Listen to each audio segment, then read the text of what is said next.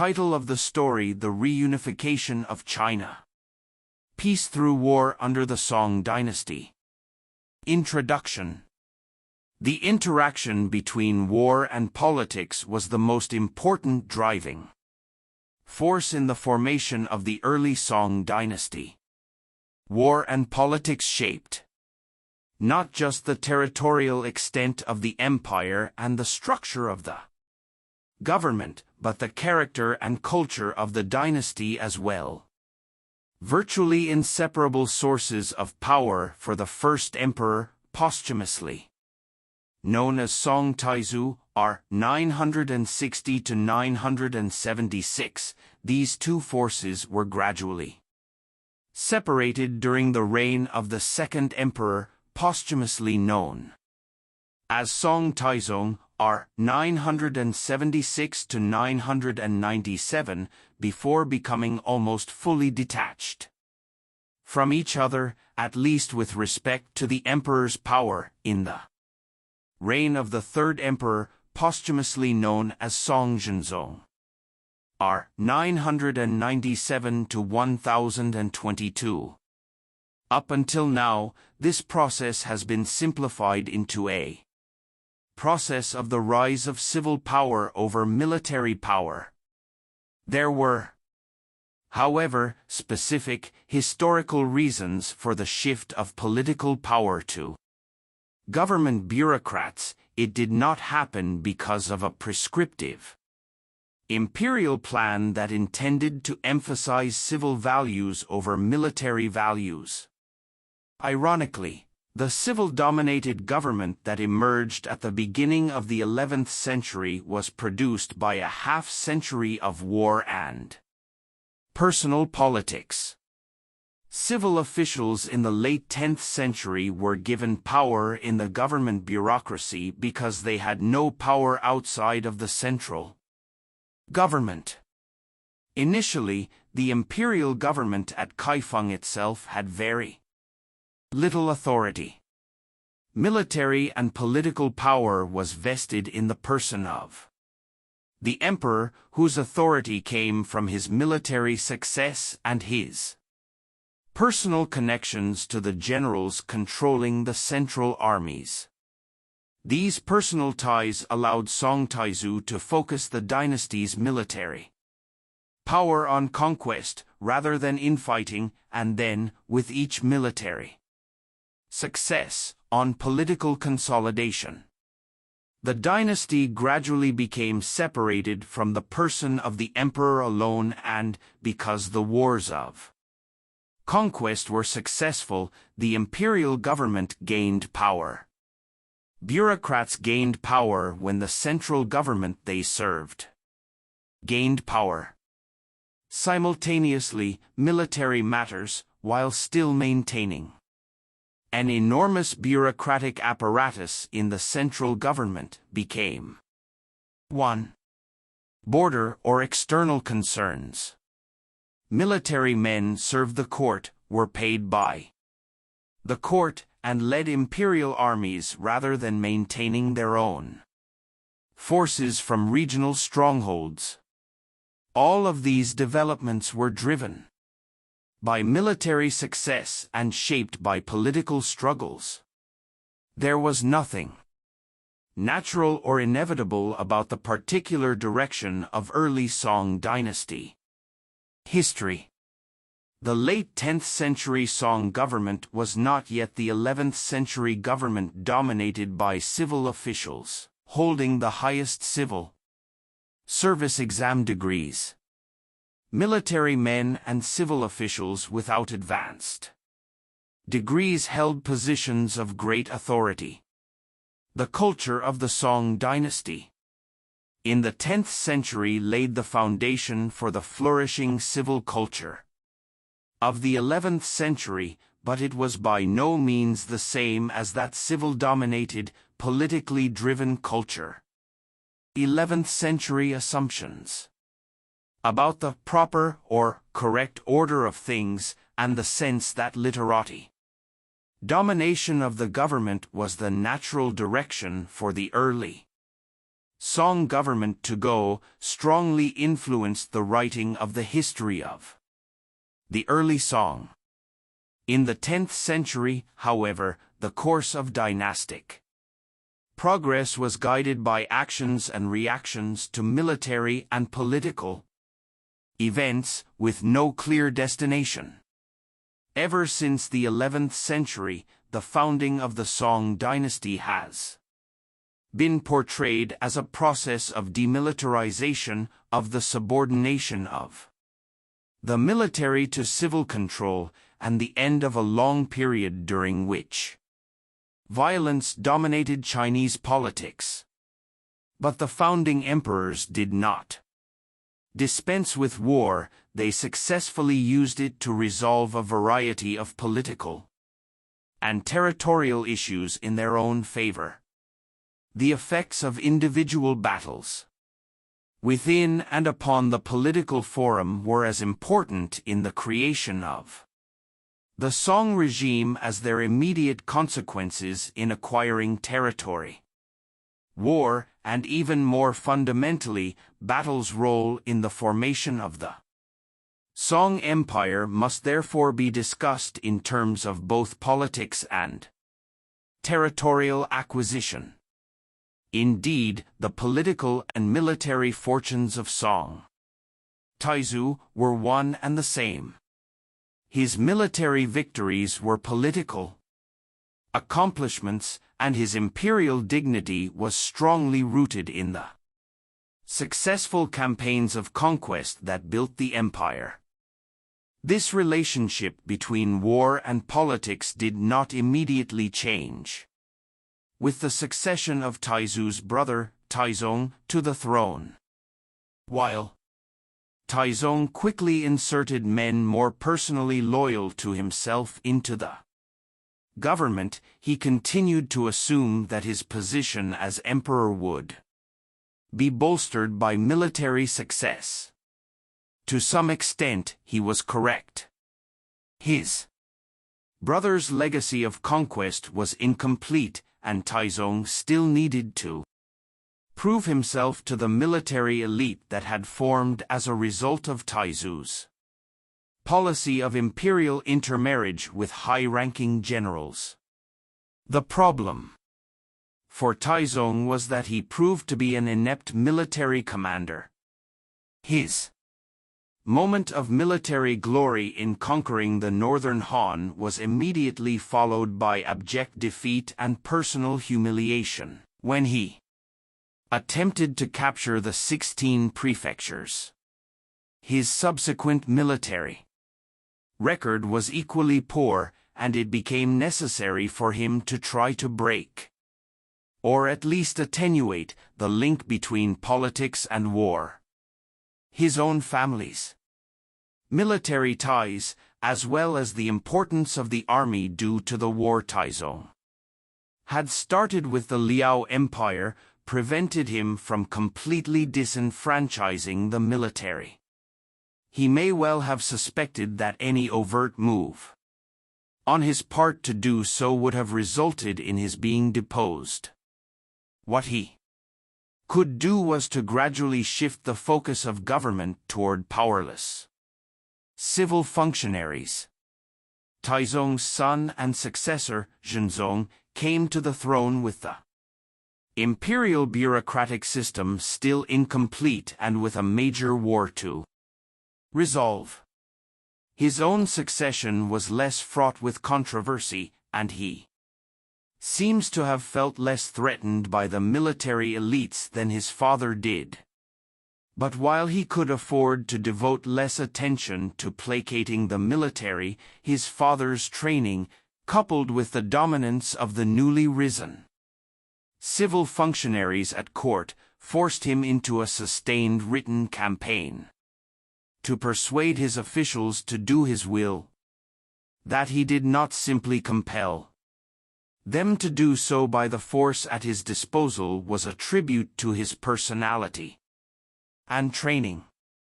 He was also in no way threatened by them, which may have contributed to his and subsequent Song emperors' indulgent treatment. of officialdom. Zhenzong's civilized behavior, coupled with the resolution of hostilities with the Liao, ended the political effect of military actions on the power of the emperor until the 12th century. Underlying all of these military and political successes were the intimate social connections among the elites, mostly military at the beginning of the dynasty, and the imperial family. Taizu's personal ties and leadership were particularly important in launching the dynasty on its path. It was personal ties and the loyalty that maintained them that initially held the Song polity together.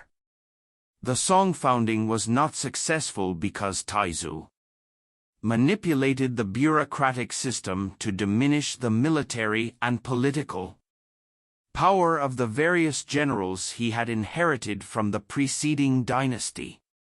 He convinced the generals to relinquish power and let him be emperor through his personal relationship with them. Taizu accomplished this by promises, which he kept, of enhancing their relationships through marriage ties with the imperial family rather than by force.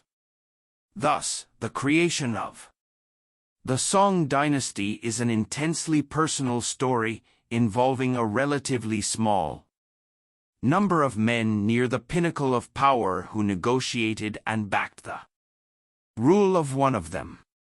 The demilitarized, depoliticized, and depersonalized interpretation of the Song founding has informed all previous explanations of the physical and political formation of the empire. I will briefly discuss that interpretation in the rest of this introduction. In Chapter 2, I will turn to the methodology of this work before providing a detailed account of the creation of the Song Empire that more fully integrates the role of war and politics. That account will begin with an overview of the Five Dynasties and 10 Kingdoms period, followed by a chronological narrative of military and political events from the reign of Zhou Shizong through Song Taizu and Song Taizong, and ending in Zhenzong's reign shortly after the conclusion of the Chanyuan Covenant, the demilitarization of the Song founding. Yang Xiong said, "If Yin does not reach the utmost, then Yang will not be produced. If chaos does not reach the utmost, then virtue will not take shape." The chaos of the Tang House, 618 to 907, reached the utmost in the Five Dynasties, 907 to 960, and then heaven's blessing was the Song. The Emperor Taizu accorded with the hearts of men, troops did not bloody swords, markets were not changed into execution grounds, but the empire was settled. Written in the 11th century, Fan Ziyu's explicit demilitarization of the Song founding seems extreme, but it was consistent with the view of many other Song officials and historians at that time. Scarcely 100 years after the Song founding, the campaigns that created the empire were simply ignored in favor of a bloodless and inevitable founding, a historiographical issue discussed in Chapter 2. But even this supernatural founding was marred by the inability of the Song to reconstitute completely the territory of the Tang, an inability that was eventually explained by the South-First strategy ostensibly adopted by Taizu. Song Taizu's successful coup d'état on February 3, 960 elevated him the short distance from supreme military commander of the later Zhou dynasty to emperor of the Song. But, while it was easy enough to officially found the Song dynasty the following day, it took him 16 Years of military campaigns to create the Song Empire and make himself emperor in fact as well as in name. Since Taizu and his successors were politically and militarily successful, Song statesmen and historians saw the creation of the dynasty as inevitable. This teleological viewpoint was not accidental, it was part of the process of placing the Song dynasty in the legitimate succession, Zhengtong, of Chinese dynasties. States that had never been part of the Song Empire but had been within the territory of the Han, 206 BCE, 220 CE, and Tang empires were described as returning to its rule, rhetorically establishing the Song as the legitimate successor to those empires. Chinese historians applied three general assumptions about the founding of legitimate dynasties to the creation of the Song. First and foremost, there was only one legitimate emperor in the world who possessed the mandate of heaven as a result of his virtue, and all other rulers in the world had to accept his overlordship. Second, the ability to conquer the empire and establish a dynasty derived from the mandate of heaven. Third and finally, the Chinese ecumene was the natural and proper center of the empire ruled by the legitimate emperor. These assumptions not only framed the historical portrayal of the creation of the empire but also prejudiced the way Song emperors and officials evaluated the course of events. Those aspects of the Song founding that did not accord with the theoretical ideal were manipulated into conformity. As the quote from Fan Zuyu earlier makes clear, the extent to which kingdoms were forced to surrender to the Song was glossed over in favor of individual rulers, bowing to the inevitability of Song success, reversing the order of cause and effect. Possession of territory at the end of the campaign demonstrated the military power that stemmed from the mandate of heaven. The most unambiguous proof of possession of the mandate would have been control of the territory of the Han and Tang empires. But the Song founding, and thus its legitimacy, was imperfect. For all its success in southern China and against the northern Han kingdom, the Song army failed against the steppe empire of the Liao dynasty. The third Song emperor, Zhenzong, was forced to accept not only Liao possession of a small piece of territory that had been part of the Tang Empire, the 16 prefectures of Yan and Yun, but also the existence of the Liao emperor.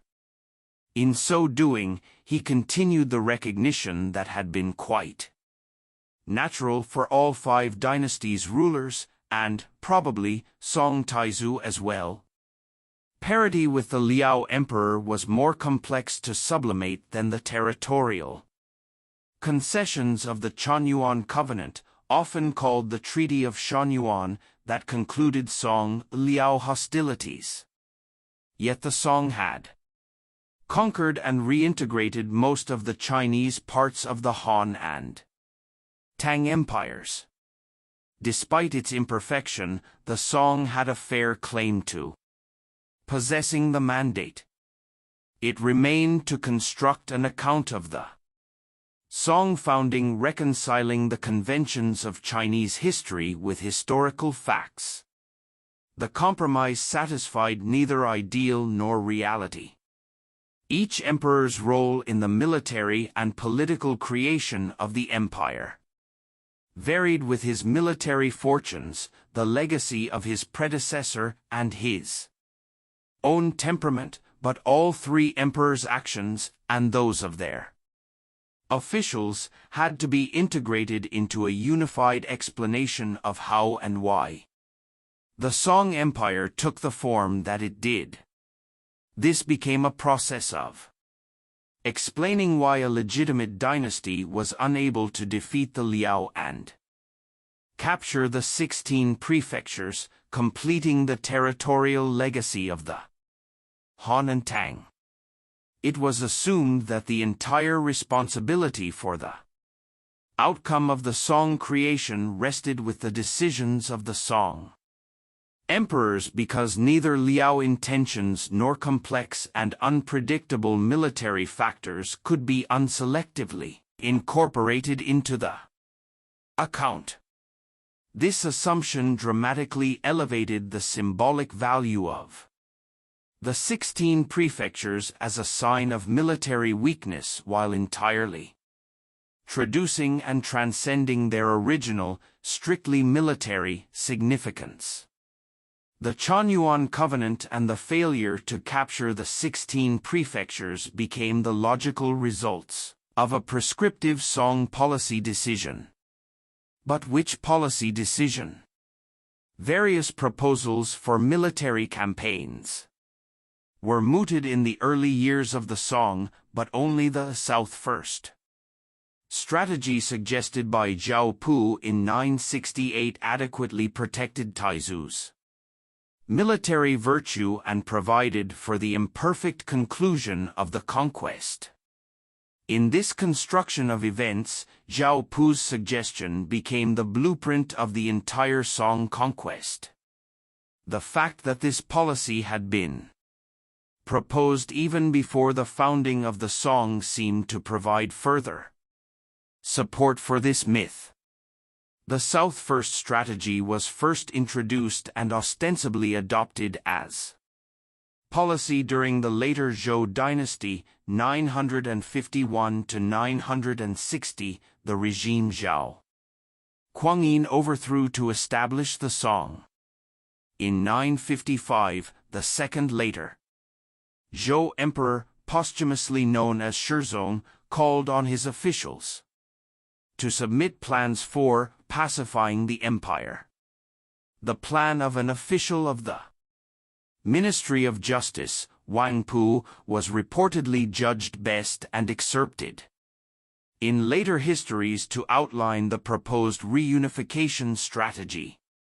Wang's most salient strategic point, after calling for an enlightened and benevolent government, was that the southern Chinese kingdoms should be conquered before turning north to destroy the northern Han kingdom and take the 16 prefectures from the Liao. Zhao Pu's 968 proposal was similar but more straightforward. Yet neither emperor actually followed the South First order of campaigns. Zhou Shizong launched a northern expedition after conquering only a part of the southern Tang, and Taizu's successful southern campaigns were interspersed with unsuccessful northern ones. Despite glaring discrepancies between the actual sequence of Taizu's campaigns and Zhou Shizong's and the plan set out by Wang Pu and Zhao Pu, explaining the course of the empire's creation with the South First strategy, recommended itself to Song historians and civil officials for 3 reasons. First, it allowed them to overlook Taizu's few failures and transform his campaign record into a flawless manifestation of moral and military power. Second, because Taizu's success was inevitable, choosing the correct policy from those proposed by officials became more important than how that policy was carried out by generals. Of course, the failure of correct policies could always be blamed on poor execution. Civil officials were therefore more important than generals in creating the empire. Third, it tied the failure to capture the 16 prefectures and humble the Liao to a flawed plan rather than to flawed virtue or legitimacy. Cause and effect were thus neatly established, and the importance of individual military events was set aside. At the same time, the more significant to civil officials, the process of imposing civil central government control over the empire was emphasized. This led to another teleological construct that the Song founding was successful, because it emphasized civil rule and de-emphasized military rule, not because military success was the precondition for establishing a government by civil officials. Taizu's military record may have proven that he possessed the mandate, but Taizong's historical position was more ambiguous. Taizong's successful campaign against the Northern Han in 979 was partially aided by the measures Taizu had taken to weaken them. Flushed with victory, Taizong moved directly to attack the Liao and seized the 16 prefectures. But a Liao counterattack crushed the Song army, forcing him to flee the battlefield. Although Taizong's 216 prefectures campaigns, he launched a second one in 986, were total failures, they were still offensives. From the perspective of Song historiography, Taizong's intentions were good if his execution was not. He blamed his generals, many of whom had been quite successful under Taizu, but his failure was clear. It was left to Zhenzong to accept the existence of the Liao. As a palace-reared emperor, he could be excused for being less martial than his father or uncle. Later Chinese statesmen and historians felt that Zhenzong's concessions to the Liao were excessive, while conceding that dealing with the greedy and warlike northern barbarians had always been difficult, even for the Han and Tang. Now that the dynasty was on the defensive, Zhenzong was portrayed as preserving it from the invading barbarians. Thus, since it was assumed that the Liao emperor wanted to destroy the new dynasty and conquer China, Zhenzong displayed great courage when he risked himself to drive off the invading Liao army at Chanyuan. In the negotiations that ended hostilities, he made formal concessions, which included an annual indemnity. Still, the Liao were forced to give up their assumed designs on China, ostensibly making an even more significant concession. In that respect, Zhenzong was both heroic and successful. Furthermore, based on the erroneous assumption that the Liao wanted to destroy the Song not only before but also after the Chanyuan covenant, the court continued to believe that only the constant vigilance of the army kept the empire safe throughout the 11th and early 12th centuries. It was not until 1126 that this imagined successful northern defense finally collapsed before the invading Jin armies, the same troops that had just destroyed the Liao Empire. The southern Song court and later historians conflated the Liao and Jin dynasties into a generic, constant, barbarian threat, and the terra irredenta of the 16 prefectures conceded to the Liao at Chanyuan became the most obvious example of weakness in the face of that threat. But the 16 prefectures were already a concrete symbol of the imperfect formation of the dynasty in the 11th century. Their original strategic significance had given way to their place in the ideological construction of Song history, where they obtruded into any attempt to gloss over their concession to the Liao. The Liao emperor could be called the kitten ruler in internal Song documents, thus denying the existence of the Liao Empire or the imperial dignity of its ruler. But the non-conquest of the 16 prefectures could not be camouflaged and, from the perspective of the Song court, provided the legitimate gravamen for continued Song hostility.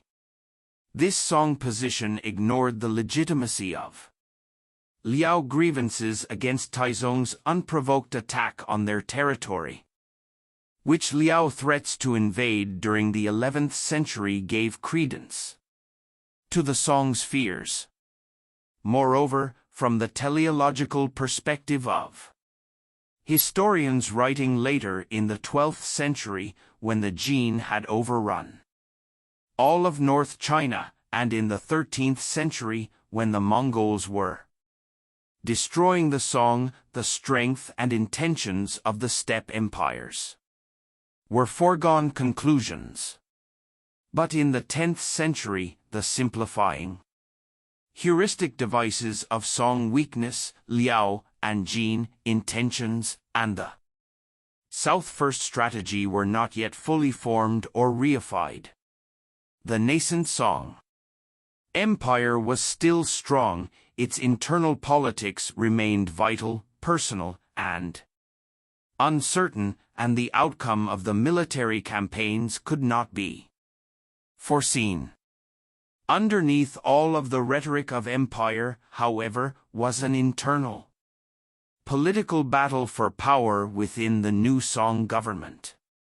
At first, only the intrinsic value of real military power provided a reliable hedge against the uncertainties of the political marketplace. But, as the dynasty gained stability and the value of political power within it increased, the most powerful generals traded in their armies for good administrative positions and closer personal ties to Taizu. In this, they were only following Taizu, who leveraged his military position in the later Zhou dynasty into supreme civil and military power in the Song war and personal politics. For Taizu, war was not only a means to acquire territory, but also the basis of his political power. His military and political fortunes were dynamically linked, facilitating and dependent upon each other. Taizu used the personal ties he had developed as a general both to take power and to disarm most of the potential military threats to his new dynasty. He first settled his internal military problems and then used military conquests to manage his political problems. The dynasty as a political unit was tied to Taizu's person so closely that in the early years they were effectively one and the same. By the time he died in 976, Taizu had, by a series of military and political successes, made himself and his empire strong. But it was not clear whether the power that Taizu had personally acquired would transfer to his successor. Taizong succeeded to the throne without the accumulated political or military capital of his elder brother, Taizu.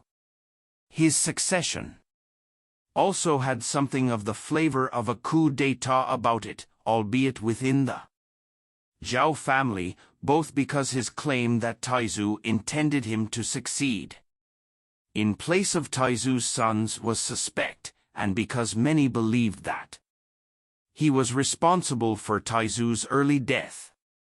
But Taizong's goal as emperor was much more straightforward than his brother's. He wanted to take control of the empire his brother had already built, not construct a new one. Taizong's problem, then, was to find a way to claim Taizu's legacy. War was the obvious answer.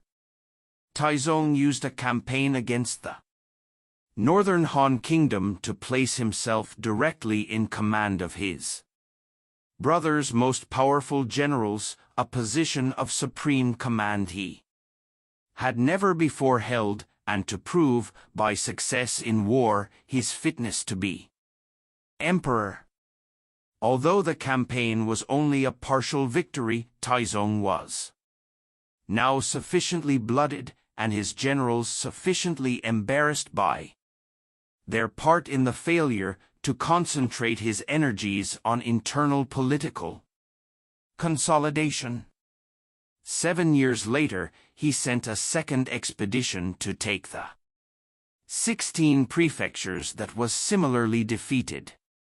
While the failure of the second campaign did not unduly discomfit Taizong, it strongly suggested to most court officials that the Song army was incapable of taking the 16 prefectures and generated some well-deserved hostility on the part of the Liao. Zhenzong came to the throne without any of the political uncertainty of either his uncle or his father.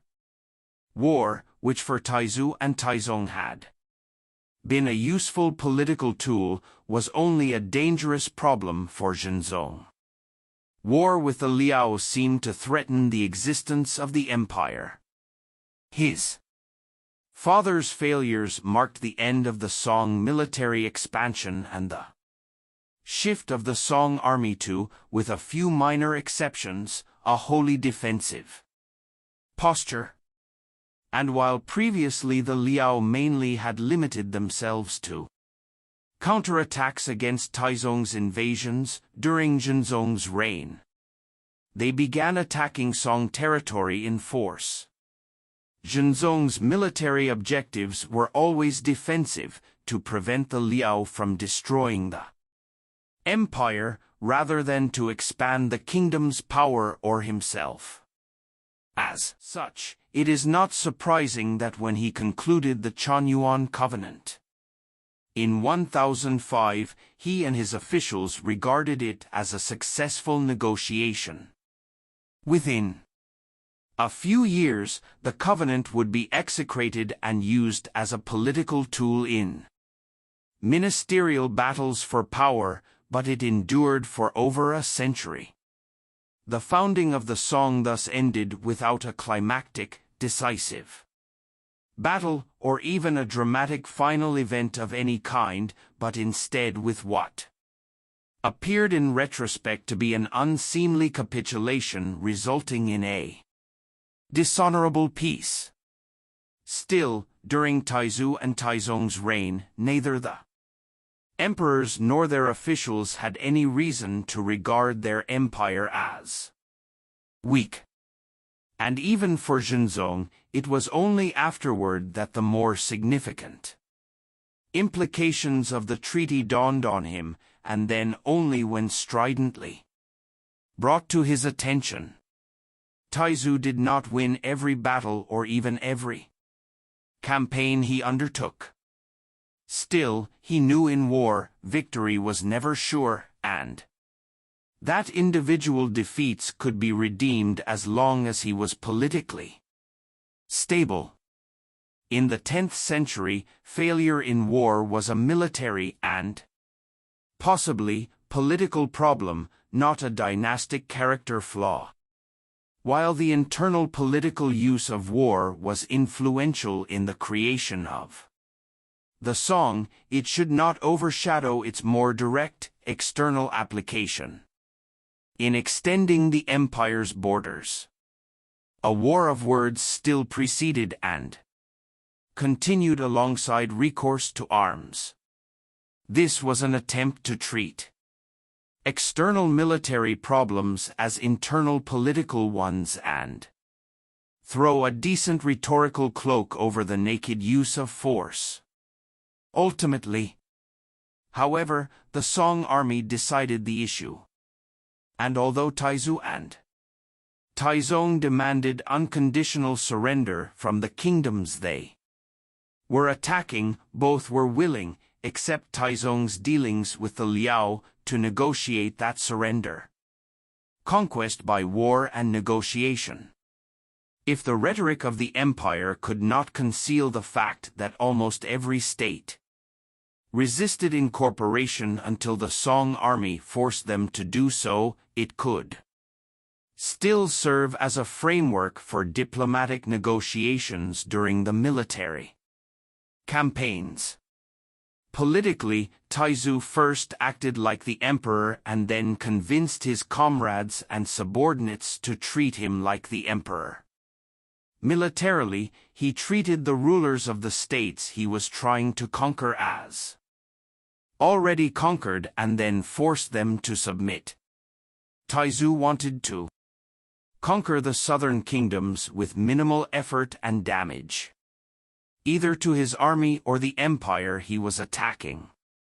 This was only practical. He wanted to conserve his military resources for further campaigns, and he expected to rule the territory after it was conquered.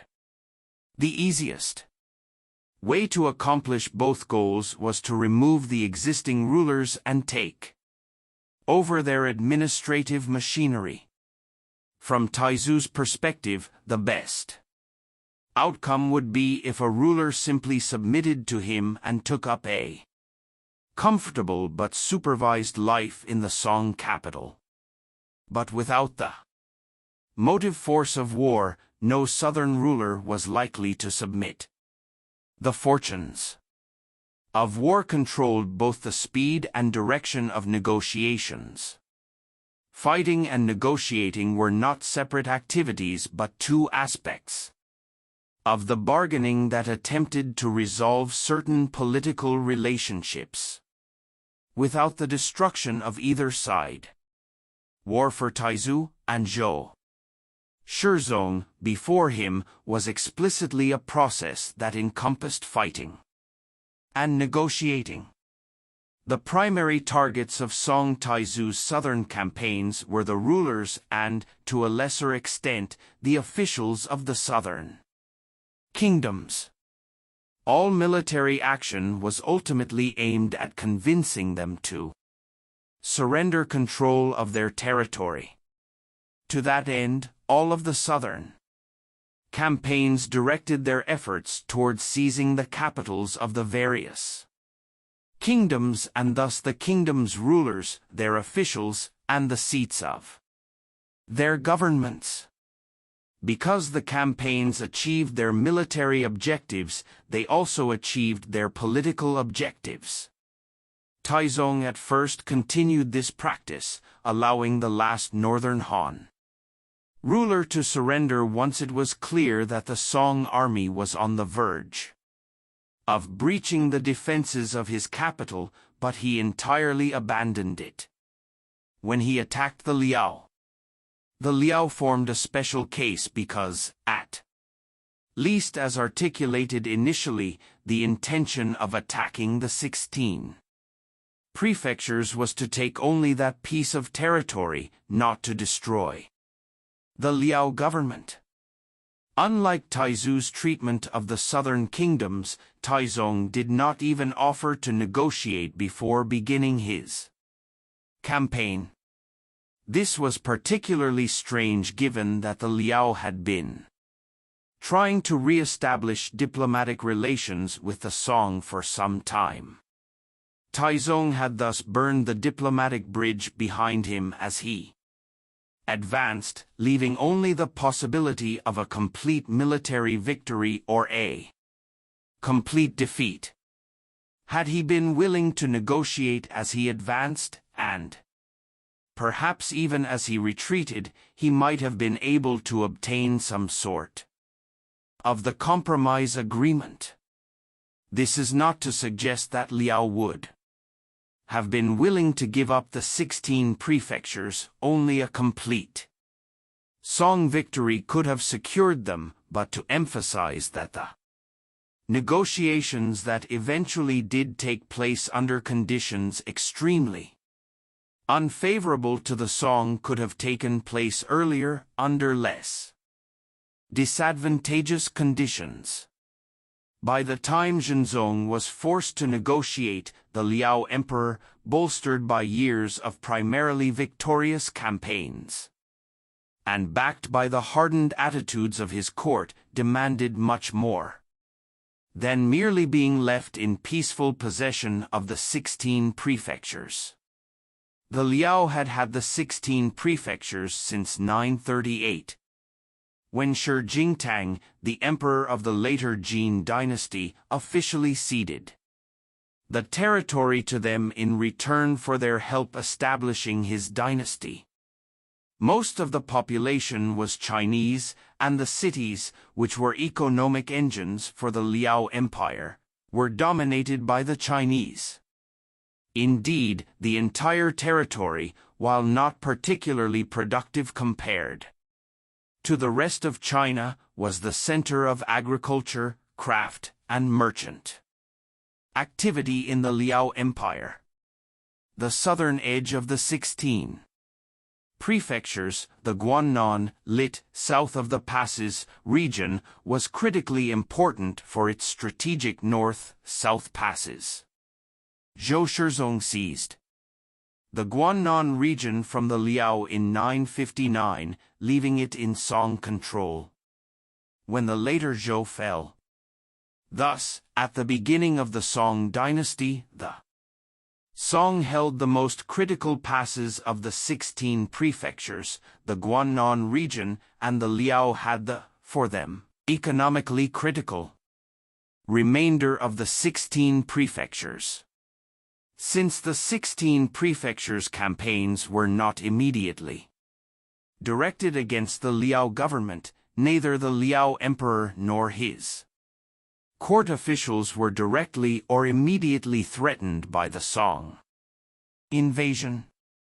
This gave them the time, not to mention the distance, to formulate and construct their response undisturbed. The strategic value of the passes surrounding the 16 prefectures was in the forefront of both Song and Liao considerations during the Song invasions. Control of those passes was the necessary first step to any military action against the Liao court, and therefore any attempt to seize them would be seen by the Liao court as ultimately aimed at it. Any claims by Song officials that they were only trying to regain territory which rightly belonged to the Chinese court were either disingenuous or a teleological attribution by later historians. Taizong's statement after his second failed campaign that he was only trying to make the barbarians flee into the desert, 19 even, had it been true, would hardly have been comforting to the Liao court. Even so, because imperial rhetoric also formed the basis of Song-Liao negotiations, and because the Song couched their claims to the 16 prefectures in terms of their rights as the legitimate successor of the Tang dynasty rather than military need, the Liao court had to translate their military position into a rhetorical form that made their intentions clear to the Song. This explains why the Liao insisted that the Song accept the title of Emperor, Huangdi, for the Liao ruler, not necessarily because they wanted to be a Chinese dynasty themselves, but because only by forcing such an unpalatable piece of rhetoric on the Song could they ensure that their superior military position would consistently be recognized. Otherwise, the Song court could have contented itself with the same rhetorical superiority that had comforted the Han and Tang when their military exploits against the steppe had failed. The Chanyuan covenant lasted for over a century not only because the Liao held a superior military position which they were not interested in exploiting for territorial gains, but also because any Song discussion of Changing that situation was confronted early on by rhetorical markers, which immediately reminded the court of its inferior military position. While it was not difficult to ignore those rhetorical markers or discount any of the martial problems, the effort to do so made the weakness of the song position is obvious.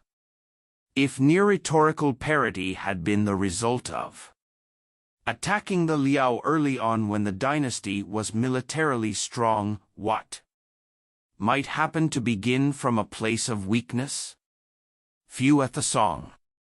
The court during the 11th and early 12th centuries seems to have felt that peace with the Liao was worth the rhetorical cost, but the lasting legacy of the Chanyuan covenant, the last act of the Song creation, was that the Song-Liao border remained peaceful for over a century. This stability was the result of both military and rhetorical victories by the Liao. The Liao court did not merely react to the founding of the Song when it intruded upon their territory or that of the northern Han, it also chose not to respond to overtures from the southern Chinese kingdoms for joint action against the Zhou and then the Song. Clearly, then, Liao interests were not a simple reflection of Chinese interests. At the same time, Liao's actions had a tremendous impact on the process and progress of the Song creation, and a realistic appraisal of the Song creation must take account of the Liao perspective. The Liao perspective on the war with the Song. The Liao emperors were not merely failed contenders for the Chinese throne, and it is inappropriate to assign them exclusively Sinocentric values.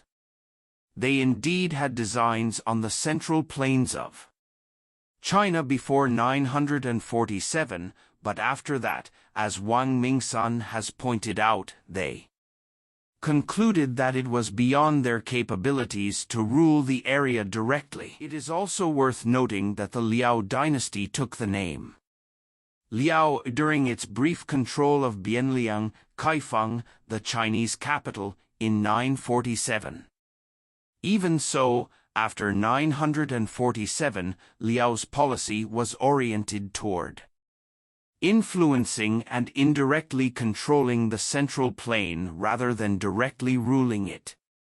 To that end, the Liao government gave military support to the northern Han kingdom both for defense and in its failed attempt to displace the later Zhou dynasty in 954. Both the later Zhou and Song governments regarded Liao's military support of the northern Han as direct aggression against them. By most definitions, it was, but it was still not an attempt to take over the Central Plains, just to weaken the dynasty ruling it or insert their client government. After they supported the northern Han invasion of 954, the Liao showed remarkable restraint in limiting their military actions to defend northern Han territory and the 16 prefectures.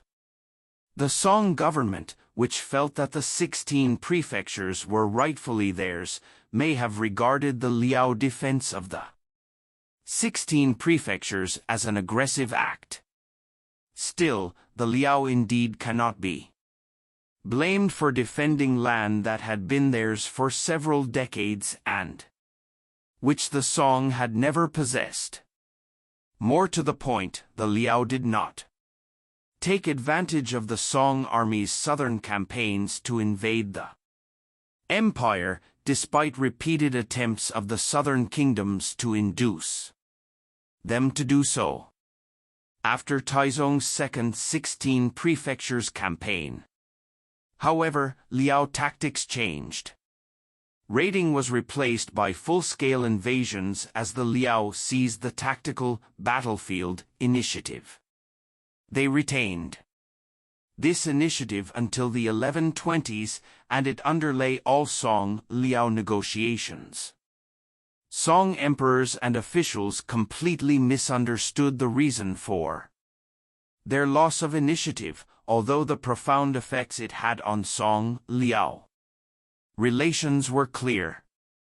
It was argued during the Song that the earlier system of border defenses, a line of fairly independent generals who aggressively and proactively engaged the Liao, had been extremely effective, and it was only the gradual removal of those generals for political reasons that allowed the Liao to invade so successfully during Zhenzong's reign. Although institutional changes were important, this argument assumed that the Liao had always been trying to invade and that it were only changes in Song policy that changed the outcome of events. It does not seem to have occurred to Song emperors or officials that Liao actions had changed by failing to distinguish between border raids and invasions.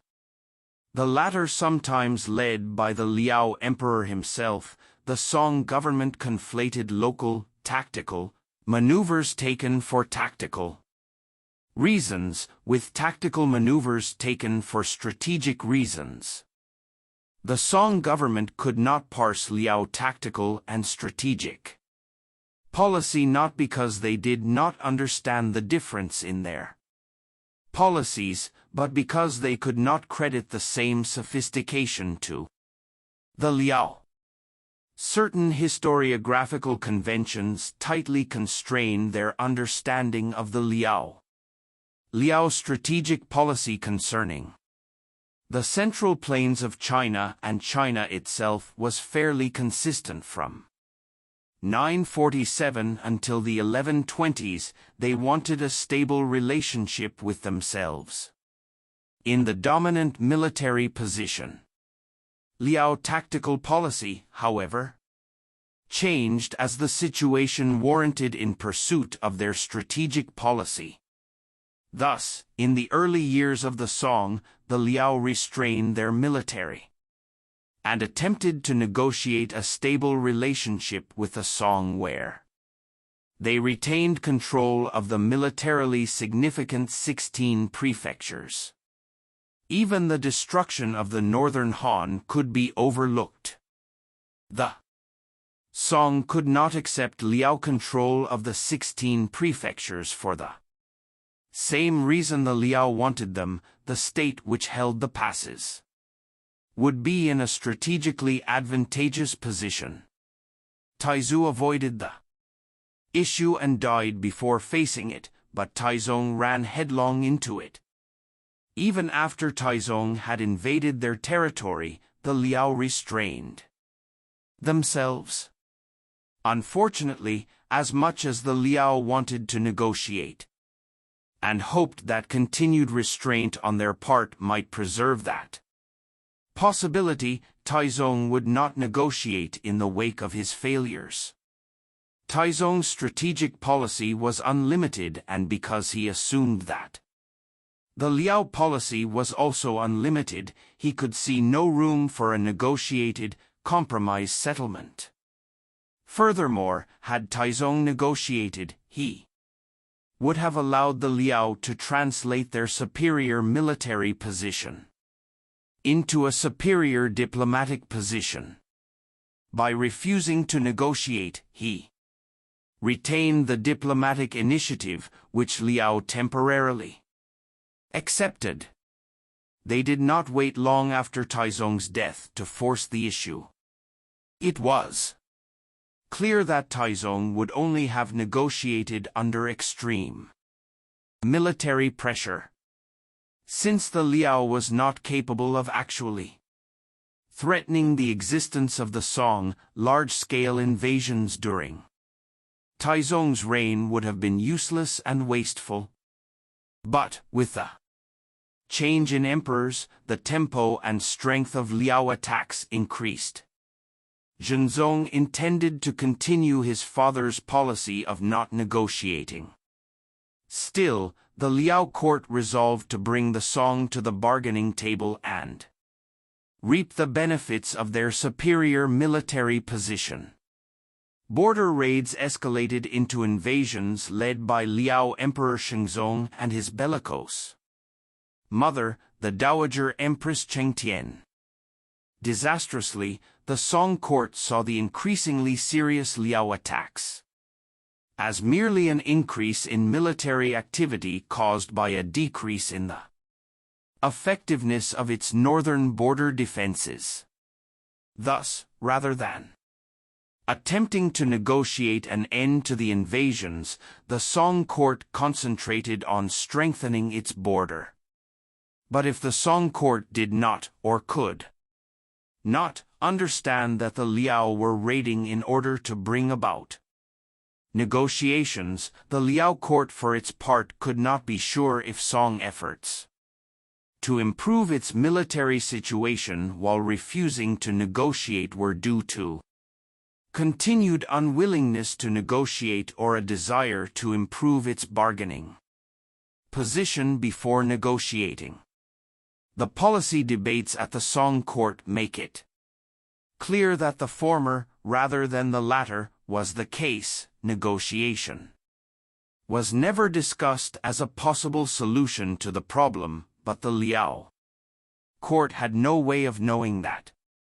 So, while both sides would have agreed that the general problem was an unresolved dispute over territory, neither court was able to clarify the finer points of the situation and make them known to the other court as the basis for negotiation until the prospect of a decisive battle which both sides wanted to avoid forced them to do so.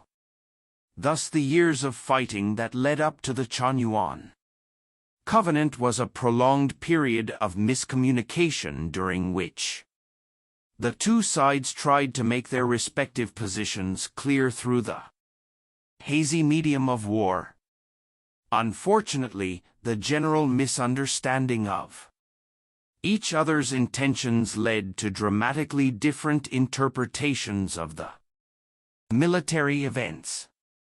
For example, although the Liao were not at first trying to capture any of the major cities that formed the Song northern defense line, the Song thought that each time one of those cities held out during a Liao attack, the city had been successfully defended.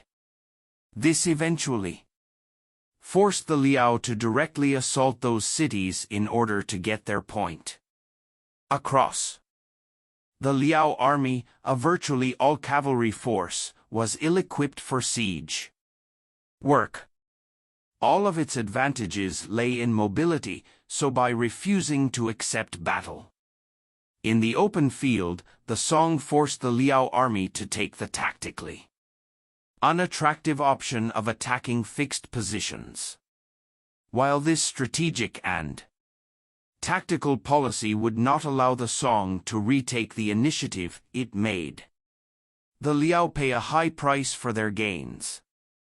The Liao could only advance their position by increasingly costly and risky campaigns that enervated both sides. Whether this was an explicit policy of the Song or a policy failure is moot. Warfare during Shenzong's reign became a war of attrition. The Song successfully improved their bargaining position with the Liao by making the cost of bringing military pressure to bear mutual. When negotiations began, both sides were eager for a settlement, and an agreement was quickly reached. It was essential for Song statesmen to establish that it was the Liao, not the Song, who initiated negotiations in 1004. But this is further proof that they did not understand that the point of the war for the Liao was to reach a negotiated settlement, while the Song were attempting to designate who won and who lost. The Liao were negotiating a hard-headed and canny treaty. It is thus not surprising that the Chanyuan covenant was so much to the Liao's advantage. It was not a question of what the military situation was, there could be no objective evaluation of that, but of the subjective understanding of how the results of the battles related to the means and goals of the two sides. The Song did not understand either the Liao's means or goals, but the Liao were fully conversant with Chinese values. As much as the military situation was open to interpretation, the Liao were sure about what the Song wanted. This gave them an immense advantage during the negotiations. The reverse of the situation during the Song conquest of the south.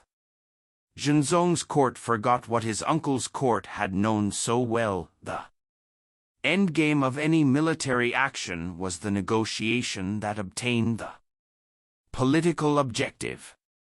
Unlike Taizu, who had apparent dreams politically and militarily, Zhenzong had no goal beyond weathering the crisis. As little as he understood war, he understood negotiation even less. But Zhenzong and his court could not know that they had just played out the final act of the Song founding. War and the creation of the Northern Song. War was central to the creation of the Northern Song in a variety of ways. Beyond merely acquiring territory, the detailed investigation of war at its most basic level, the actual course of the campaigns themselves, allows us to illuminate the internal political formation of the Song court, the rhetorical formation of the dynasty, and the Chinese understanding of the use of military action for political goals during the 10th century. Moreover, the campaigns allow us to deconstruct several Song myths about their founding. Those myths have been crucial to our present understanding of the course of Song history, standing, as they do, as explanations for certain fundamental characteristics of the Song dynasty as a whole. Virtually all of those myths serve to explain Song weakness. Song weakness is not, as John Labadie would have it, a red herring. With the Song as militarily strong as any earlier dynasty, but simply faced with stronger opponents. Military power is always relative, both to one's opponents and to one's goals. The outcome of battle can be rhetorically manipulated, but facts on the ground are the starting point for all negotiations and later characterizations. Those facts, or at least their military significance, are often forgotten as the events recede into memory. Thus, Song Taizu was successful in conquering the south because his military and political power was equal to the task. He failed to conquer the northern Han because in that case it was not the same. Held true for Taizong and Zhenzong. But the same was also true for the Liao. They failed to install the northern Han regime in the Central Plain in 954, or to preserve it against Taizong in 979. Still, they succeeded in establishing a peaceful border with the Song and retaining control of the 16 prefectures.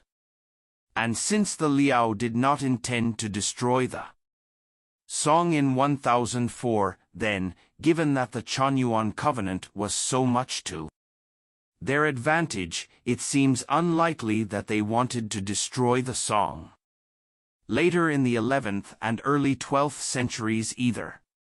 There was, thus, for more than a century, no successful defense of the Song northern border that collapsed during the Jin invasions because there was never a threat. Indeed, the very fact that it was the Jin rather than the Liao who took the Central Plain is telling. Generalizations about Song weaknesses have made it possible to conflate the military problems of the conquest of the South, the conquest of the Northern Han, the failure against the Liao war with the Xia, and the loss of the Central Plain to the Jin into a single picture. Yet the campaigns themselves defy the generalizations. And by returning to a historical account of the Song creation based on those campaigns, we may take a first step toward separating the Song's military problems into their parts and breaking the specious connections that ignore both the years and decades separating the major military events of Northern Song history and the intentions of their opponents.